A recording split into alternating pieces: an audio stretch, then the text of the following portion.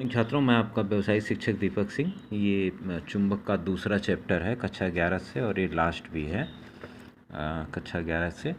इसके अंदर आपको छोटे छोटे सवाल एक एक नंबर के मिलेंगे। अनुचुंबकीय पदार्थ क्या है, प्रतिचुंबकीय, लौह चुंबकीय, इनकी विशेषताएं क्या हैं। तो अनुचुंबकीय पदार्थ देखिए, जिसके अंदर चुंबक का गुण ना हो उसको आप सीधे सीधे अनुचुंबकीय, मतलब मामूली सा ये चुंबकीय क्षेत्र में रखने पर ये विक्षेपित होती है इसकी सुई। तो और इस तरह के पदार्थ को आप अनुचुंबकीय पदार्थ कह सकते हैं, जिसमें प्लेटिनम है, सोडियम है, कॉपर क्लोराइड है। और दूसरा है, इसके अंदर आपका एक क्यूरी ताप पूछता है। क्यूरी ताप क्या होता है? तो ये अनुचुंबकीय पदार्थ की प्रवृत्ति जो है, चुंबकन तीव्रता I और क्षेत्र H है अगर, तो ये इनके ताप पर निर्भर करती है। तो प्रवृत्ति परम ताप के व्युत्क्रमानुपाती होता है। यही क्यूरी का नियम कहलाता है।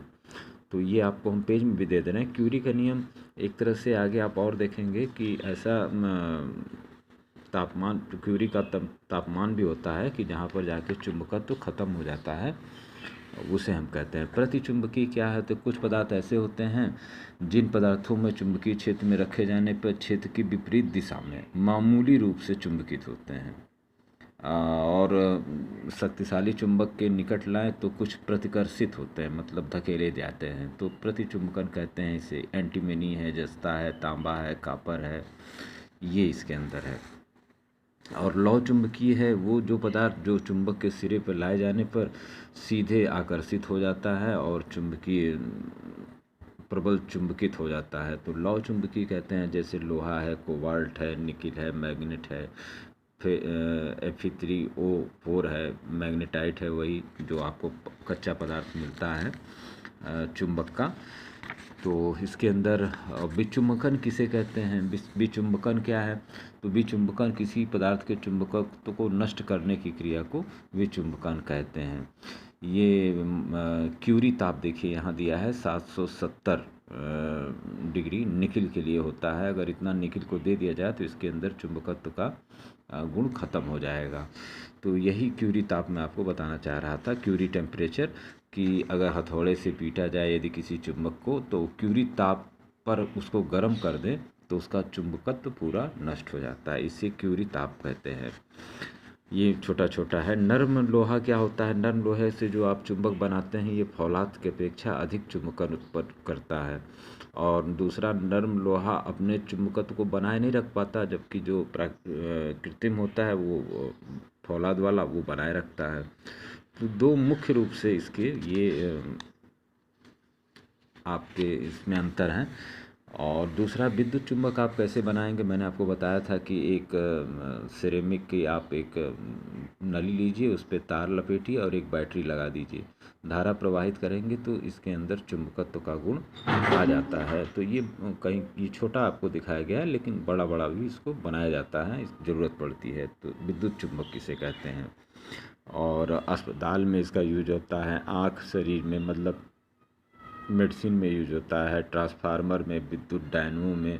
इस तरह का चुंबक विद्युत डायनमो में जो गाड़ी चलाते हैं आप, उसमें भी होता है। पृथ्वी के चुंबक, पृथ्वी तो खुद ही चुंबक है। 1600 ईस्वी में विलियम गिलबर्ट ने सुझाव दिया था।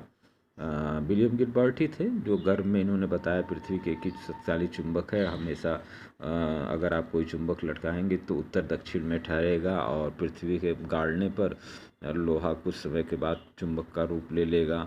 उदासीन बिंदु मिलेंगे आपको, मैं आगे बताता हूँ। उदासीन बिंदु वो होते हैं कि जहाँ पर चुंबक का मतलब पृथ्वी के चुंबक का कोई असर नहीं होता है। बहुत सी ऐसी जगह हैं, तो वहाँ उसे उदासीन बिंदु कहते हैं। पृथ्वी के चुंबकत्व के उत्पत्ति के संबंध में सिद्धांत सर विलियम गिलबर्ट ने 1600 में दिया था कि पृथ्वी का एक केंद्र छोटा है और शक्तिशाली चुंबक रखा है, और इसमें पृथ्वी भौगोलिक अक्ष से एक करीब 15 साढ़े 15 का एक लघुकोण भी बनाती है। और यदि पृथ्वी के अंदर कोई चुंबक नहीं है तो पृथ्वी ध्रुव पर स्थिर रहनी चाहिए, जबकि इसमें लगातार धीरे धीरे ये बदल रही है। तो पृथ्वी के भीतर ताप इतना ऊंचा है कि जहां चुंबकत्व का रहना संभावित नहीं है। तो ये इन्होंने आधार पे कहा कि पृथ्वी के गर्भ में चुंबक की उत्पत्ति कैसे हुई, कोई ठोस तर्क नहीं है। गिलबर्ट साहब ने कहा था, लेकिन 1676 में बार्न्स साहब ने सुझाव दिया कि चुंबकीय गोले से घिरी हुई है, अर्थात पृथ्वी के घूर्णन अक्ष से 8 डिग्री 30 सेकंड पर झुकाव है। सॉरी, मैंने 15 कह दिया था। और ये आपको हैली साहब ने भी 1829 में, गॉस साहब ने भी पृथ्वी का चुंबकत्व पदार्थों के कारण ये भी बताया इन्होंने। इस तरह से एक इतिहास है ये चुंबक का। मैं पेज भी देता हूँ आपको, ये हाई स्कूल में पढ़ा होगा। और वास्तव में लगभग सभी लोगों ने इस चुंबकत्व को माना है। अंत में कुछ चीज़ें जैसे चुंबक से संबंधित आपको परिभाषा में पूछता है, भौगोलिक अक्ष क्या है, तो उत्तरी ध्रुव तथा दक्षिणी ध्रुव को मिलाने वाली रेखा को हम भौगोलिक अक्ष कहते हैं, उत्तरी और दक्षिणी को। और निरक्ष किसे कहते हैं? और भौगोलिक अक्ष के लंबवत तल में पृथ्वी की सतह पर खींचा गया महत्तम वृत्त सर्किल जो 2 अर्धगोलों में विभाजित करता है, भौगोलिक निरक्ष कहलाता है। और उसके बाद इम्पॉर्टेंट एक पूछ देता है आपसे, चुंबकीय अक्ष क्या है? तो पृथ्वी के चुंबकीय उत्तरी ध्रुव तथा दक्षिणी ध्रुव को, उत्तरी और दक्षिणी ध्रुव को मिलाने वाली रेखा को याद रखिएगा, चुंबकीय अक्ष कहते हैं, उत्तरी और दक्षिणी ध्रुव को।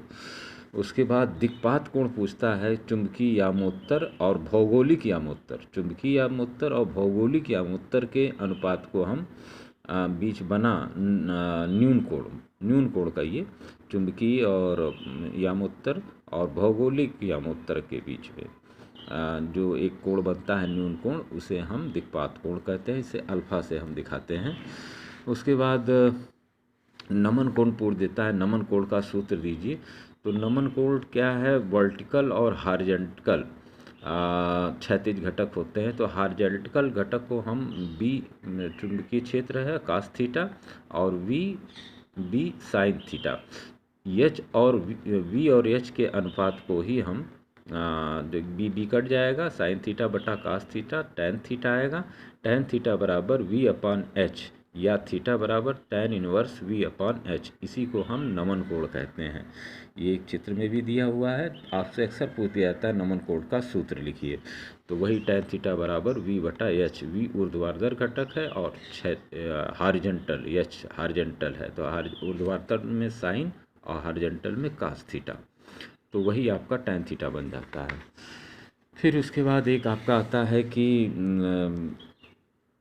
पृथ्वी के चुंबकत्व के अवयव क्या हैं? तो दिक्पात कोण अल्फा है, नति कोण वही थीटा जो आपने नमन कोण बताया हमने, और दूसरा क्षैतिज घटक एच। ये इसके जो है 3 मौलिक राशियाँ चुंबकत्व की कही जाती हैं। उदासीन बिंदु क्या है? कि कुछ बिंदु पृथ्वी के चुंबकीय क्षेत्र पे क्षैतिज घटक में इस प्रकार के बिंदु पाए जाते हैं कि जहाँ पर चुंबकीय क्षेत्र शून्य होता है, तो वहाँ पर चुंबकीय बल रेखाएं नहीं गुजरती और वो बिंदु उदासीन बिंदु कहलाते हैं। तो वहाँ पर एक तरह से बी चुंबकीय क्षेत्र बराबर हॉरिजॉन्टल क्षैतिज घटक के बराबर हो जाता है। तो छात्रों, यहीं हमारा ये कोर्स ख़त्म भी होता है, क्लास 11 का पेपर 2। और इसके अंदर छोटे छोटे सवाल भी हैं। पृथ्वी के चुंबकीय ध्रुव पर नमन कोण का मान 90 डिग्री होता है। डोमेन किस पदार्थ से बनता है? लौह चुंबकीय से बनता है। और वह ताप जिस पर चुंबक का गुण समाप्त हो जाता है क्यूरी ताप कहलाता है। चुंबकीय द्विध्रुव का मात्रक क्या है? एम्पियर मीटर स्क्वायर है। चुंबकीय यामोत्तर भौगोलिक यामोत्तर के बीच बना न्यून कोण, यही आपका दिक्पात कोण कहलाता है। और उसके बाद आपको इसमें जो परिभाषाएं हैं, चुंबकीय गुणों के पदार्थों के गुण बताइए, और चुंबकीय द्विध्रुव की इकाई क्या है, लौह चुंबकत्व का डोमन सिद्धांत, क्यूरी ताप से आप क्या समझते हैं, और अनचुंबकीय पदार्थ क्या है, प्रतिचुंबकीय पदार्थ क्या है। इस दिक्पात कोण का अर्थ बताइए, वही टैन थीटा वाला वी अपॉन एच। नति कोण से आप क्या समझते हैं? ये दिक्पात कोण आपको हमने बताया कि न्यून कोण है भौगोलिक और उसमें, और नति कोण नमन कोण जिसे आप कहेंगे। तो ये इस तरह से छोटे छोटे ही क्वेश्चन इसके अंदर आते हैं पेपर 2 में। और पेपर 3 में भी इसके अंदर जो बेसिक इलेक्ट्रॉनिक्स है ये तीसरा पेपर आ जाएगा। खैर पहले 12 का हम लोग पढ़ेंगे इसके अंदर क्या है पेपर 2 में, उसके बाद तीसरे पेपर पर फिर कक्षा 11 से बेसिक इलेक्ट्रॉनिक्स को हम लोग पढ़ेंगे। ये चीज़ आप किसी भी रेडियो टीवी की दुकान पे या मोबाइल की दुकान पे भी बैठ के इसके सारी चीज़ें समझ सकते हैं। परमाणु संरचना, वायर, स्विच, प्रतिरोध, इंडक्टर, कॉइल सब दुकान पे रखा रहता है। ट्रांसफार्मर, मल्टीमीटर से आप इसकी चेकिंग कर सकते हैं। इलेक्ट्रॉनिक्स में जो युक्तियाँ होती हैं, रेजिस्टेंस को ऐसे ऐसे दिखाते हैं, रेजिस्टेंस को ये एक सिर्फ ऐसे ऐसे ऐसे दिखाते हैं, तो ये युक्तियाँ इस तरह से डायोड को भी दिखाते हैं, तो वो युक्तियाँ उसके प्रतीक चिन्ह हैं। तो ये पेपर 3 में है। 10 मिनट हो गया छात्रों, और मैं इसका पेज भी आपको डाल दे रहा हूँ। क्लास में आते रहिए क्योंकि मासिक एग्ज़ाम भी होंगे और छमाही भी होंगे इस साल से। पेपर में आज पढ़ लीजिए आप लोग, तो अब क्लास को में आके अपना अटेंडेंस वगैरह लगा के और सारी चीज़ों को अपडेट कर लें और व्यक्तिगत रूप से समझ लें कि क्या करना है, कैसे करना है। क्योंकि इस साल कोरोना का नियम है, तो कुछ सरकार ने अपने नियम बदले हैं पढ़ने पढ़ाने के, तो उसे आप आके समझ लें तो ज़्यादा बेहतर रहेगा। एडमिशन ले लें। और एनसीसी के बारे में एक आध छात्र पूछ रहे थे, तो सितंबर में संभावना बनती है एनसीसी की, और ज़्यादा कुछ हो तो आप कॉलेज आके पूछ मिल सकते हैं। Many many thanks. Deepak Singh.